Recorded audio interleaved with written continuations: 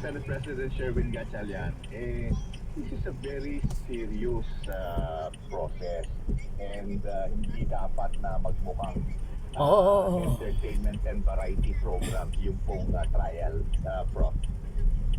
Yeah, minsan po nakakatawa, pero aminin na po natin na Oo, kung magalaw yung manibela na, ano yan, power steering yan. so yun yung ating standard. So siguro once or twice pwede, pero yung mga susunod, boss, bawasan. And by the way, on the side lang po, Prof. Argel, Oo, ganyan lang muna. bigla ko lang naisip na alam nyo, meron na namang budget for 2027, di ba? Dadagdag yan.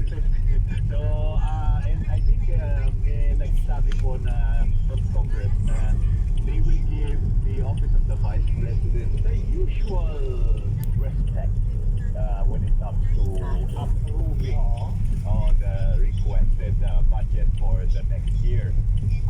Now, Oh, medyo mabilis na yan, ganyan lang. Para ako, habang pag nagpa-practice kahit ganyan lang, okay na yan. wala kang budget ngayon. But, Nakakala ulit na pag-drift eh. Oh, sige. Pinapractice ko lang yung sa Waymod. Oo, meron na naman tayong budget na aprobahan pero ang dami pang question. Kung wala kang wala kang kakoy, medyo pagitna mo. O walang kaya ganyan. Hanggang motor G. Mga kababayan, do not forget, makamonitor din po sila. So itong discussion natin ng confidential funds, tapos yung ano,